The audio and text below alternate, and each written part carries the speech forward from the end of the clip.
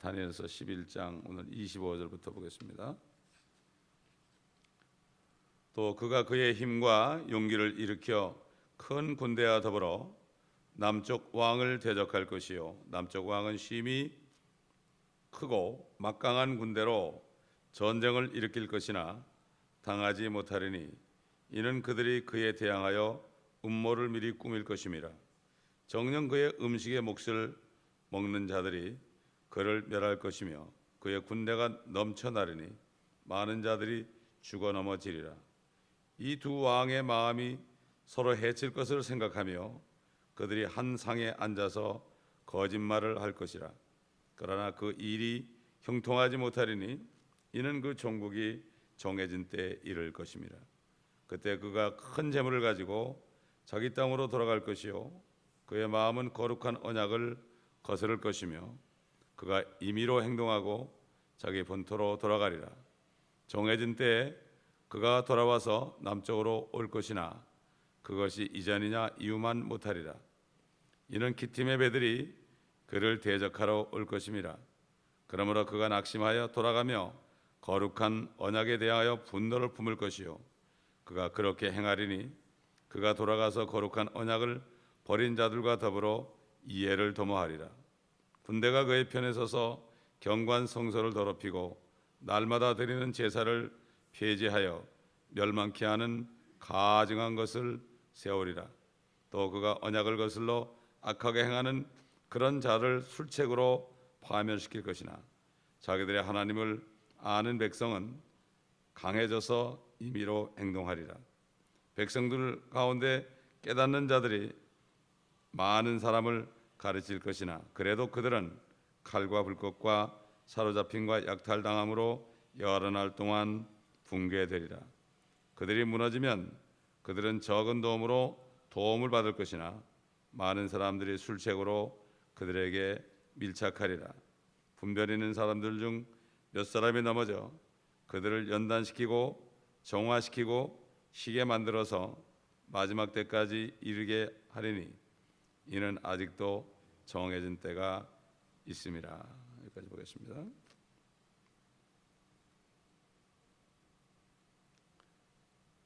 여기 지금 음모를 꾸밀 것이라 하는 말이 나오죠. 음모는 미리미리 다 계획한 것을 마치 그렇지 않은 것처럼 예고하고 이렇게 공격하는 이것을 우리가 볼 수가 있습니다. 모든 지금 나라들이 다 자기네 이익을 챙기고 그렇게 하지 전쟁을 일으켜서 다른 나라를 도와줄지라도 그 속에는 자기들을 위한 음모가 다 들었죠.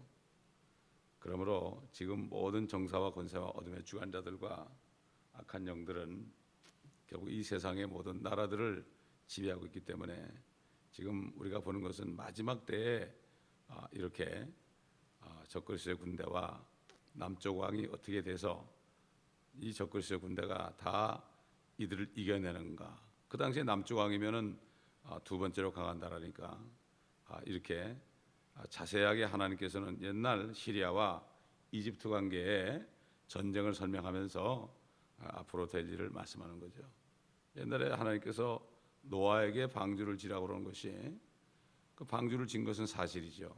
그러나 그걸 통해서 예수님이 방주처럼 이 땅에 오셔서 그 방주 안에 들어가 산 것처럼 예수 안에 들어오라 이렇게 한 것처럼 이 성경이 이렇게 주신 말씀이기 때문에 성령이 없으면 이게 무슨 말인지 하나도 모릅니다. 그리고 성경을 다 보지 않으면은 이것을 깨달을 수가 없고 부분적으로 알게 되면은 혼동밖에 오지 않습니다. 자, 여기 보면 26절에 정녕 그의 음식에 몫을 먹는 자들이 그를 멸할 것이며 그의 군대가 넘쳐나리니 많은 자들이 죽어 넘어지리라. 그러니까 그 음식에 몫을 먹는 사람들은 뭔가 하면은 이 남쪽 나라에 정말 그 한 밥상에서 앉을 정도로 서로 믿고 있던 사람들이 이런 사람들이 결국은 반역을 한 거죠. 매국 노릇이 있었던 거죠. 그를 멸할 것이란 한때 손을 잡고 머리를 맞댔던 자들이 배반할 것이다. 이런 말씀이죠. 다시 말해서 남쪽 왕은 믿고 있던 사람들에게 배신당하고 죽임을 당할 것이다. 이런 말입니다.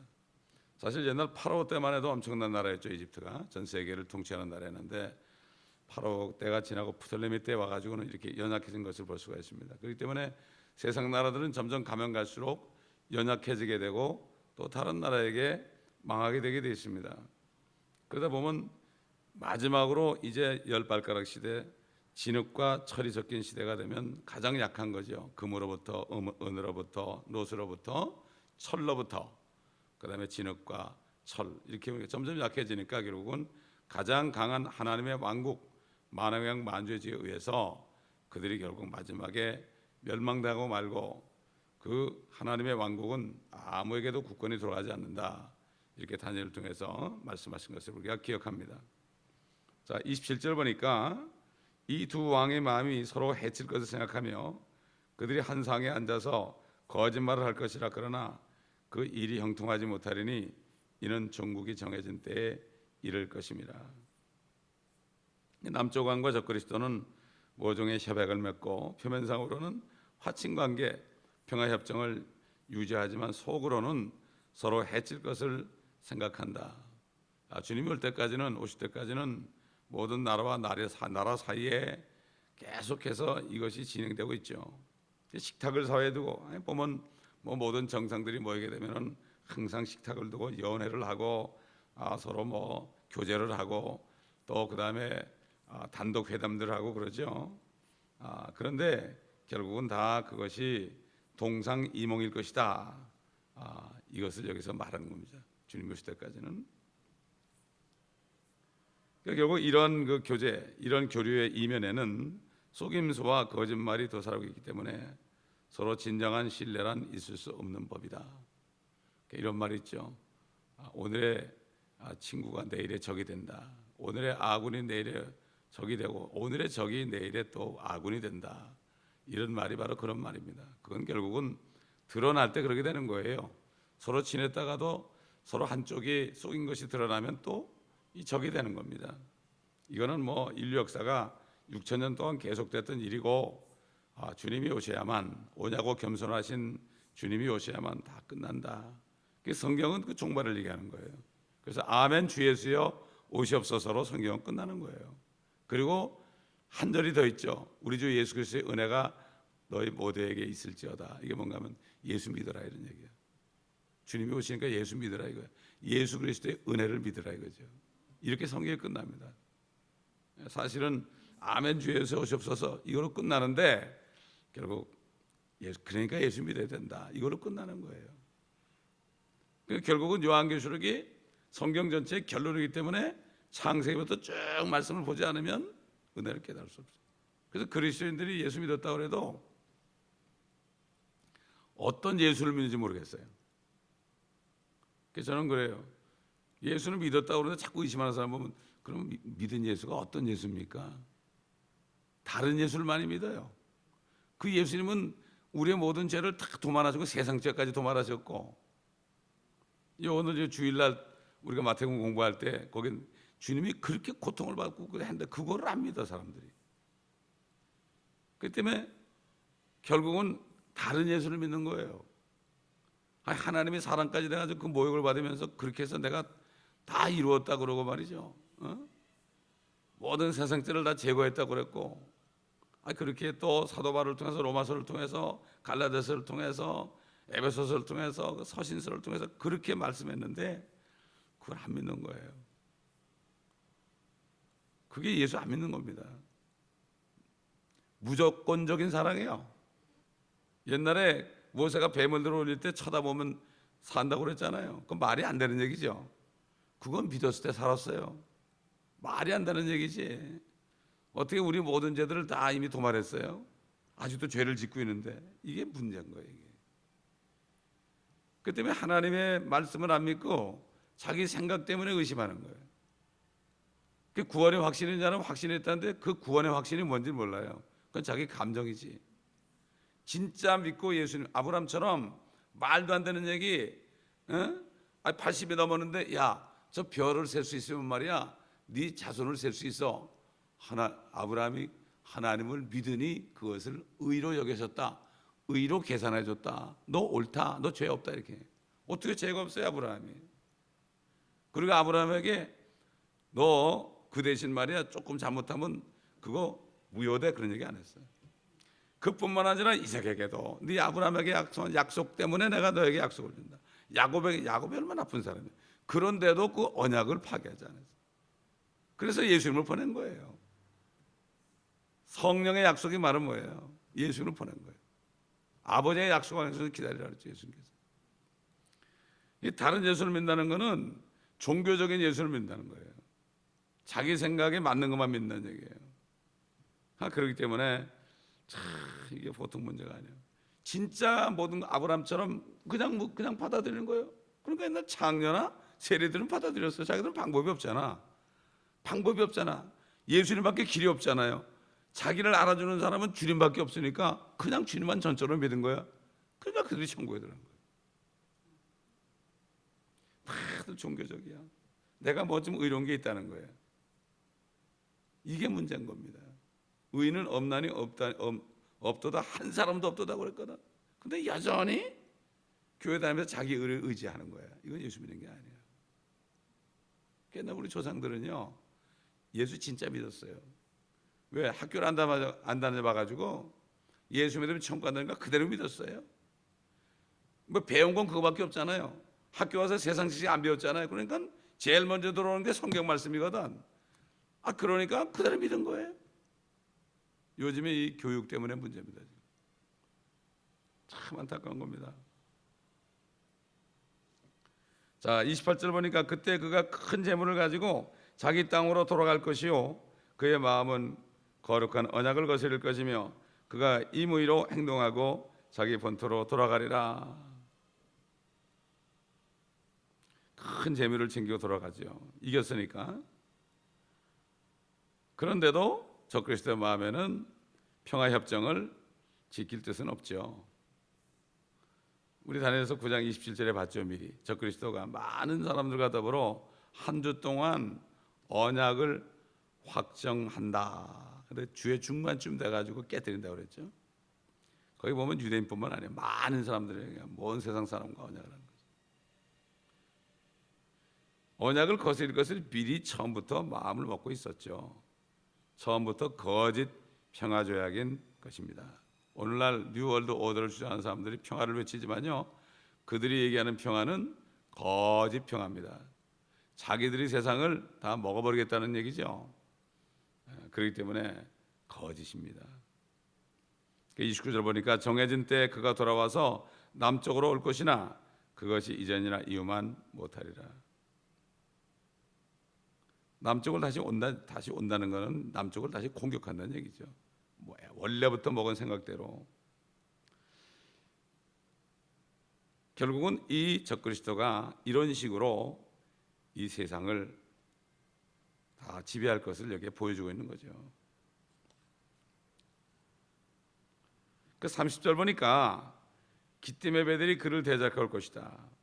그러므로 그가 낙심하여 돌아가며 거룩한 언약에 대해 분노를 품을 것이다. 그가 그렇게 행하리니 그가 돌아가서 거룩한 언약을 버린 자들과 더불어 이해를 도모하리라. 남쪽 왕을 침략했던 적그리스도가 다시 회군했다가 다시 재침공했지만 이전 이후만큼은 못할 것이다. 기띔의 배들이다. 이건 정확하게 알 수 없지만은 그 지중해 지방에 있는 어떤 지역을 얘기하죠. 로마하고도 관계가 있습니다. 자, 31절 가보니까 군대가 그의 편에 서서 경관 성소를 더럽히고 날마다 드리는 제사를 배제하며 멸망케 하는 가증한 것을 세우리라. 참, 이 절을 보게 되면 이건 분명히 적그리스도다 하는 것을 알 수가 있죠. 우리가 그 다니엘 9장 27절에서 또 8장 11절 우리가 봤죠. 9장 27절 다시 한번 찾아봅니다. 그가 많은 사람들과 더불어 한 주 동안 언약을 확정하고 그 주의 중간에 그가 희생제와 예물을 금지시킬 것이요 그는 가증함에 나오죠. 여기 확산시킴으로 황폐케 하리니 진멸할 때까지 할 것이며 정해진 것이 황폐케 한 자에게 쏟아지리라 하더라. 이 적그리스도에 대한 말씀이 있고 또 10장 11절에 나오죠. 또 그다음에 8장 11절 보세요. 8장 11절. 정녕 그는 자신을 군대의 통치자에게까지 높였으며 그로 인하여 매일 드리는 희생제도 없어지고 그의 성소의 처소도 허물어졌도다. 이거 순념소로 나오죠. 순념소로 여러 가지 형태로 해가지고 적그리스도의 모습을 보여주고 이제 12장 가면은 대환란이 나오는 거죠. 8장 23절에 또 보면 난해한 문장들을 깨닫는 한 왕이 일어난다. 난해한 문장들을 깨닫는 왕이 일어난다. 또 24절에 보면 마음대로 행하며 강한 자들과 거룩한 백성을 멸한다 그랬어요. 25절은 자신을 높이고 평화로 많은 것을 멸하리라. 평화로 많은 것을 멸하리라. 그러니까 평화 조약을 해놓고서 나중에 가서 사실 그게 거짓이었는데 그 마음을 드러내 가지고 결국은 멸하게 된다. 지금 그런 일이 진행되고 있죠. 25절에서 그의 지혜를 통하여 이런 말씀이 있었죠. 그의 지혜. 그 지혜란 말이 뭐라 그랬죠? 영어로 팔루시라 그랬죠. 팔루시. 정책이란 뜻이죠. 오늘날도 대통령 되기 위해서 정책을 발표하죠. 이 정책이라는 것이 정치인들의 지혜예요.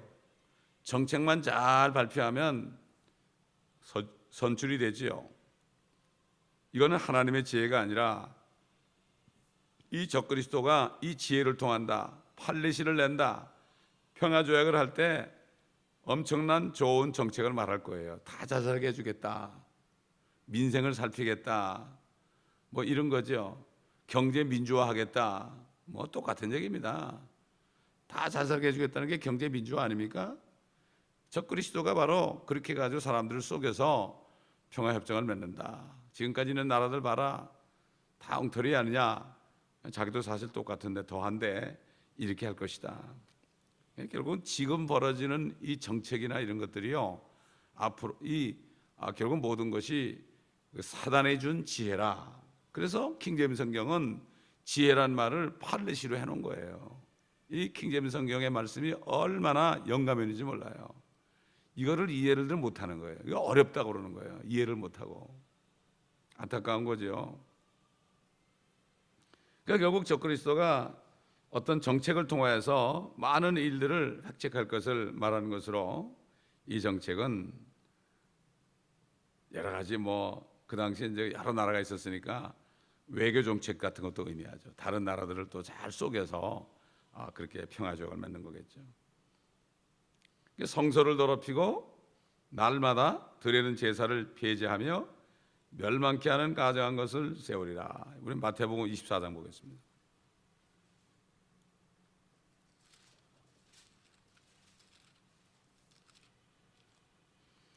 15절 보겠습니다. 그러므로 너희가 선지자 다니엘을 통하여 말씀하신 멸망에 가증한 것이 거룩한 곳에 선 것을 보리니 읽는 자는 깨달으라. 그때 유대에 있는 자들은 산들로 도망하라. 지붕 위에 있는 사람은 집안에 있는 물건을 가지러 내려가지 말고 들에 있는 사람은 자기 옷을 가지러 돌아가지 말라. 그 날들에는 아이를 뵌 자들과 젖먹이는 자들에게 화 있으리라. 너희는 피난하는 일이 겨울이나 안식일에 일어나지 않도록 기도하라. 이는 그때에 대환란이 있으리니 그와 같은 것은 세상이 시작된 이후로 지금까지 없었으며 또 결코 없을 것이기 때문이라. 만일 그 날들이 단축되지 아니하면 어떤 육체라도 구원받지 못하리라. 그러나 택함 받은 사람들을 위하여 그 날들이 단축될 것이라. 우리 주님이 다니엘의 이 말씀이 지금 본문 말씀 31절 말씀을 인용한 거예요. 그러니까 이게 이 모든 말씀을 주님이 하신 거 아니겠어요? 군대가 그의 편에 서서 경관 성소를 더럽히고 날마다 드리는 제사를 폐지하며 멸망케 하는 가증한 것을 세우리라. 뭘 세우겠습니까? 적그리스도의 형상 아니겠습니까? 성전에다가. 그렇기 때문에 또 다시 말해서 주님이 이렇게 말씀하신 것은 대환란이 일어나기 직전에 이런 일이 있을 것이다. 그렇죠? 대환란은 후 3년만을 얘기합니다. 후 3년만 있을 것이다. 그렇기 때문에 결국 이 지금 다니엘의 이 11장의 말씀은 점점 대환란 후 3년 반으로 들어가는 과정을 말씀하시면서 시리아와 이집트 간에 있었던 일을, 앞으로 될 일을 얘기하는데 그 일이 이루어진 것처럼 그대로 대환란도 이루어질 것이다 하는 것을 분명히 말씀하시는 거죠. 근데 이걸 모르는 사람들은 이거 다 이루어진 거야, 그러고 끝나버리는 거예요. 이루어졌으니까 앞으로 다 이루어질 말씀도 분명히 이루어질 것을 알게 되는데 그것까지 모르게 하는 거예요. 소경이 되는 거예요. 소경이. 그렇게 가르치는 거예요. 누가? 로마 교회에서 그렇게 가르치거든요. 대환란도 이미 다 이루어졌다 가르쳐요. 거기 영향을 받으니까 다 그렇게 믿고 따라가는 거예요. 그러니까 뭐 WCC는 옛날부터 있었죠. 이제 정치가 드러난 것밖에 없죠. 그러니까 요한계시록 18장 17장에 나오는 큰 바벨론이 이미 있는 건데 그걸 보지 못하는 거예요. 사람들이 거기 안에 들어가 있으면서도 보지 못하는 거예요. 자, 32절 보니까 그가 언약을 거슬러 악하게 행하던 그런 자를 술책으로 파멸시킬 것이나 자기들의 하나님을 아는 백성은 강해져서 임의로 행동하리라. 그러니까 적그리스도는 이스라엘과 맺은 평화협정을 대환란 기간 중간 시점에 일방적으로 파기하고 이제 유대인들에게 적대적인 태도를 이제 뭐 공공연하게 이제 취하면서 혹독하게 박해를 가해올 것이죠. 그러나 일부 유대인들은 적그리스도에 맞서서 싸울 것입니다. 대환란 기간 동안 나타난 모세와 엘리야는 적그리스도와 싸운 그 두 증인이죠. 또 14만 4천도 끝까지 저항하죠. 그들은 이미 하나님의 인을 받았기 때문에 죽지 않습니다.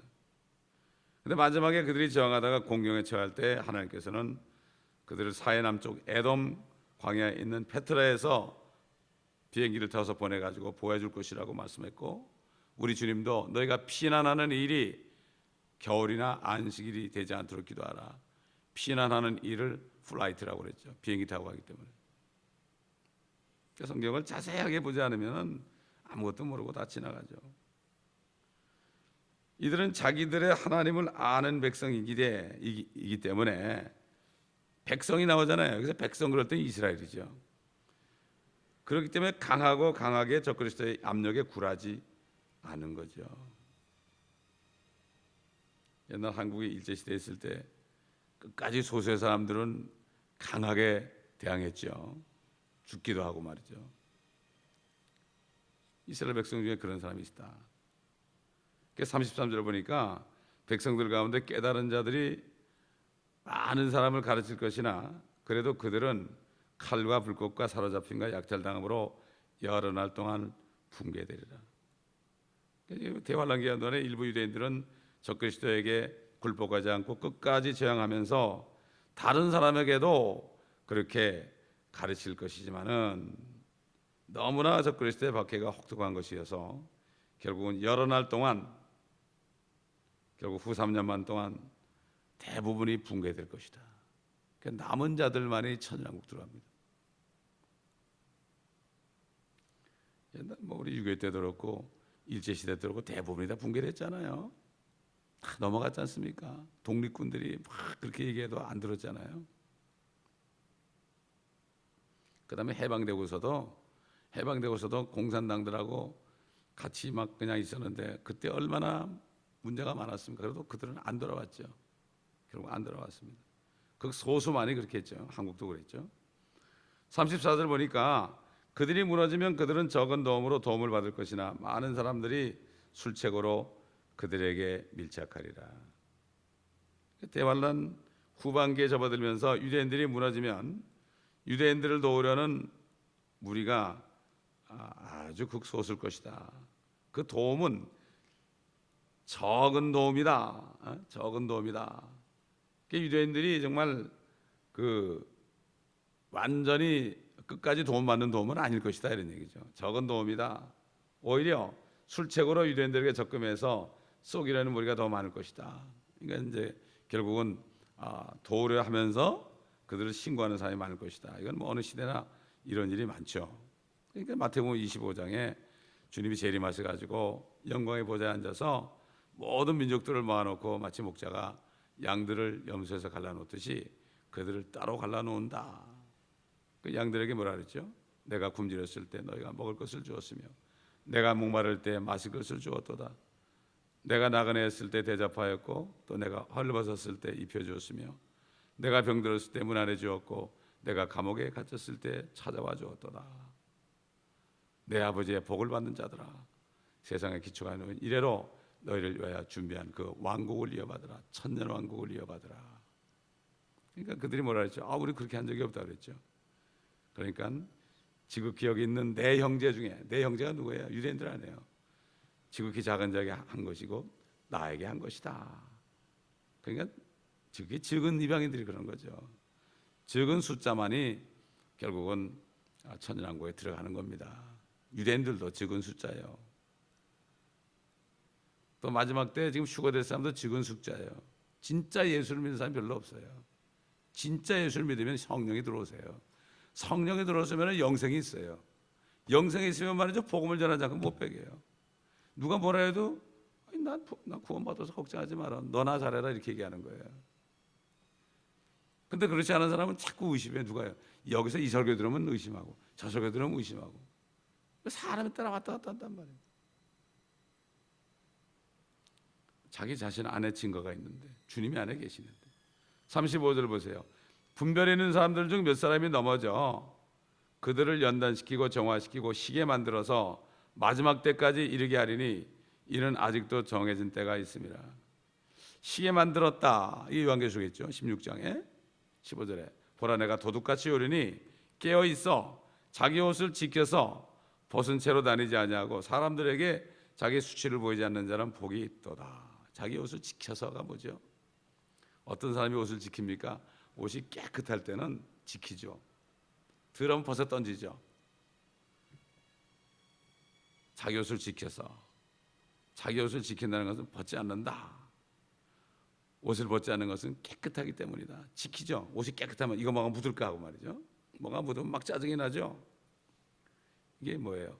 뭐가 묻으면 금방 회개하게 되는 거예요. 그래서 아이쿠 그러면서 회개하게 되는 거예요. 옷이 시게 한다. 깨끗하게 유지돼야 한다. 옷은 뭡니까? 세마포입니다. 주님 만날 때 입을 세마포. 세마포는 성도들의 의로운 행실이다.